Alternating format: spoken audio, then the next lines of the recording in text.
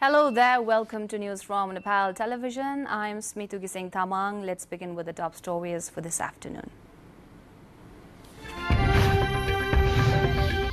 Meeting of HOR being held at 1 this afternoon. Home Minister Khan to submit a proposal to endorse the citizenship bill.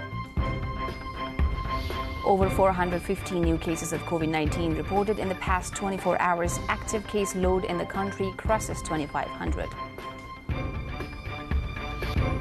Heavy security outside Sri Lanka's president's office. Protesters take to the streets following Wickremesinghe's swearing in as the new president. And Germany makes it to semi-finals of the Women's Euro Championship. Defeat Austria 2-0 at the quarter-final.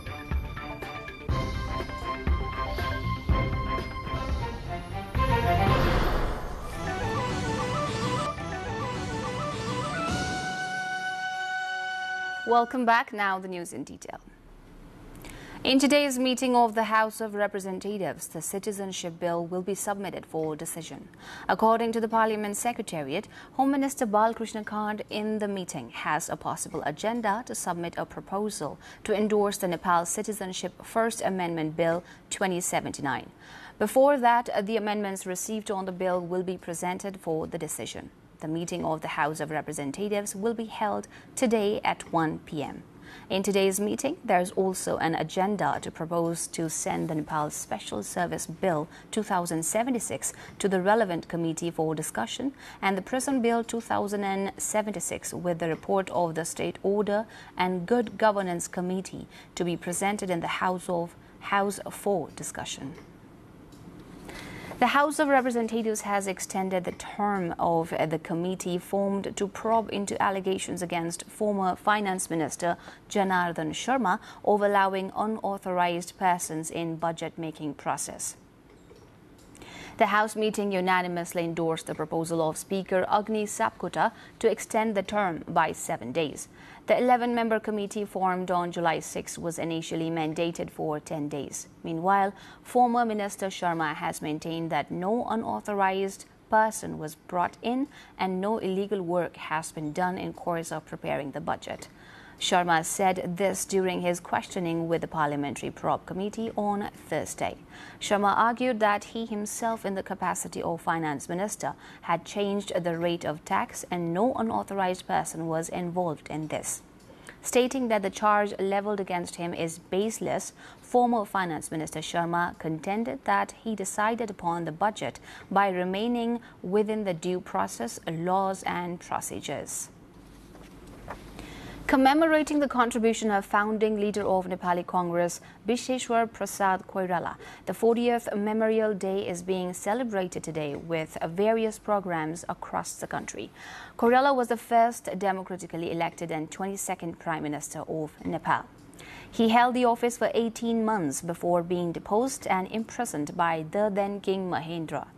Koirala also led the political leadership in establishing nationality, democracy and socialism in Nepal. Apart from politics, Koirala was also involved in literature. Known as Visheshwar Prasad Koirala in literary sector, best releases include Teen Gumti, Narendra Dai, Sumnima, Modia, Hitler and Yehudi, Shwet Vairavi, Babu Amar Rachora, autobiography Mero Katha and Doshi Chasma. He passed away on Shravan 6, 2039 BS of Nepali calendar. 435 new cases of COVID-19 have been reported in the country in the last 24 hours. Ministry of Health and Population said new cases of infection were confirmed from over 3,569 tests across the country. In the same period, 56 individuals recovered from the virus. Currently, total number of COVID-19 infection have reached 2,537 so far. In the last 24 hours, no death was reported. Time for a break. We shall see you back with more updates. Do stay tuned. Welcome back. Now the international update. Heavy security was present outside Sri Lanka's president's office on Friday morning. Police trucks and armored vehicles were on the streets and arrests were made during the night. It follows protests accompanying the swearing-in of veteran politician Ranil Wickremesinghe as Sri Lanka's new president Thursday to take charge of a nation bitterly angry that he will remain in power amid an unprecedented economic crisis. Sri Lankans have taken to the streets for months to demand their top leader step down to take responsibility for economic chaos that has left the nation's 22 million people struggling with shortages of essentials, including medicine, fuel, and food.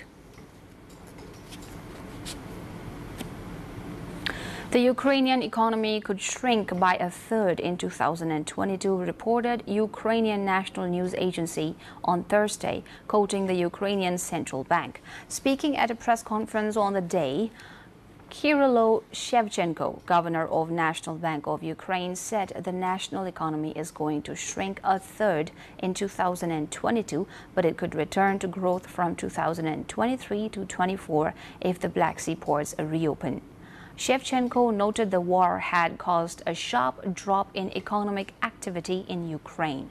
With the end of the intense phase of the war, a moderate increase in consumer demand, adjustments in technical and logistical support, and the resumption of investment activities, the central bank forecasts the recovery rate of the Ukrainian economy is going to reach around 5% to 6% per year in 2023 and 24. Feminist collectives, activists, and groups of mothers and caretakers of people with disabilities gathered Thursday in Mexico City to demand justice for the killing of Luz Raquel Padilla, a woman who died last Saturday due to severe burns. A group of people attacked Luz Raquel Padilla with alcohol and burned her alive in a park in Zapopan, Jalisco on the 16th of July 2022. She died 3 days later at a hospital due to severe burns. Padilla had already filed a complaint against a neighbor for threats, verbal and physical aggression. Luz Raquel was attacked on Saturday and murdered. She died on Monday despite having filed multiple complaints for threats, aggression, harassment, and an attack with chlorine, said Sabina Carrillo, member of the feminist collective Yo Suido Mexico, during the protest. The woman was the caretaker of her 11-year-old son, who had been diagnosed with autism, and according to Yo Suido Mexico, his condition was part of the threats she had received from neighbors. Killings of women in Mexico are investigated as hate crimes based on their gender and are pursued as femicides.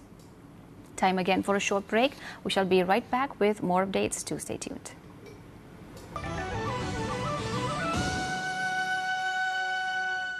Welcome back. You're watching English News on Nepal television. We're still on the international front. Japan's cabinet on Friday formally decided to hold a state funeral on September 27 for the assassinated former Prime Minister Shinzo Abe amid national debate over the plan, which some criticize as an attempt to glorify a divisive political figure. Abe was gunned down earlier this month during a campaign speech in the western city of Nara, shocking the nation known for safety and strict gun control.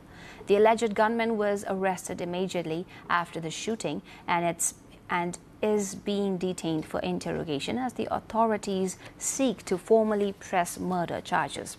Chief Cabinet Secretary Hirokazu Matsuno said a state funeral is appropriate because of Abe's distinguished contributions as the longest-serving Japanese leader with outstanding leadership and decisive actions in broad areas, including the 2011 tsunami disaster reconstruction, economic recovery, and promotion of diplomacy centered on the Japan-US alliance. Hundreds of people led by the Bolivian Medical Association marched in the Bolivian capital on Thursday against the government for allegedly persecuting opposition leaders as the pandemic hit Bolivia.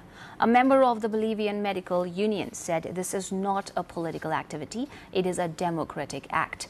The doctors marched with their white coats, Bolivian flags and posters intending to reach the city center. The protest changed course after government supporters gathered near the city center seeking to stop the march. There were clashes with police on both sides of the protest. Markets in the Panamanian capital city were slowly being restocked on Thursday after weeks of food shortages due to protests across the country that blocked transit. 3 weeks of continuous demonstrations and road blockades to protest high fuel and food costs began to cause shortages of some food products, fuel and medicine. On Thursday, a group of trucks with produce brought from the rural areas in the north of Panama was allowed to traverse the country, escorted by police.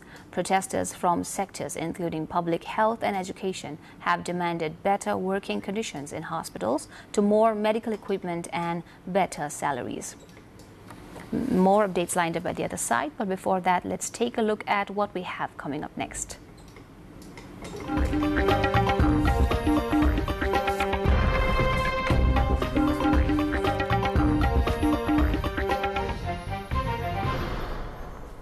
Japan posted its biggest half-year trade deficit of 7.92 trillion yen, about $57 billion in the first half of 2022 due to surging oil prices and a sinking yen, according to the Ministry of Finance on Thursday.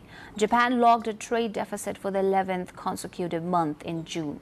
Also on Thursday, the Bank of Japan raised its inflation forecast, warned of risks to the economic outlook, but maintained its ultra-low interest rates and loose monetary policy. The move has helped the yen fall to 24-year lows versus the dollar, making imports more expensive. As widely expected, the Bank of Japan kept unchanged its 0.1% target for short-term interest rates and 0% for the 10-year government bond yield by an 8-1 vote. And now the sports update.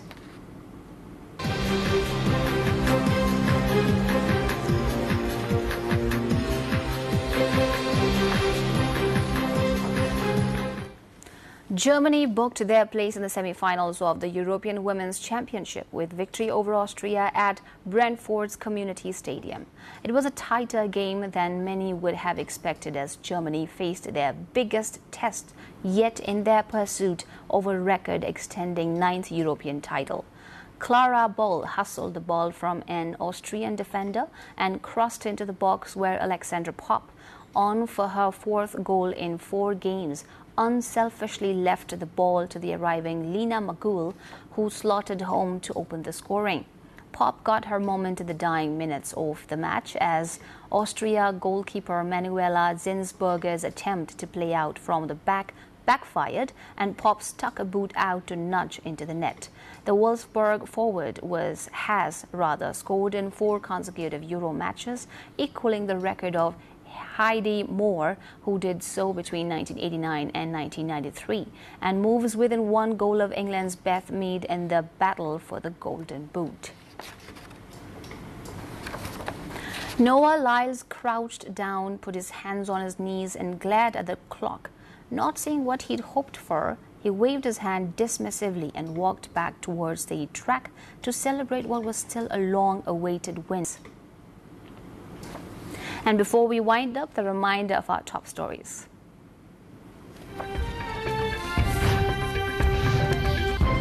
Meeting of HOR being held at 1 this afternoon. Home Minister Khan to submit a proposal to endorse the citizenship bill. Over 450 new cases of COVID-19 reported in the past 24 hours. Active case load in the country crosses 2,500. Heavy security outside Sri Lanka's president's office. Protesters take to the streets following Wickremesinghe's swearing in as the new president. And Germany makes it to semi-finals of the Women's Euro Championship, defeat Austria 2-0 at the quarter-final.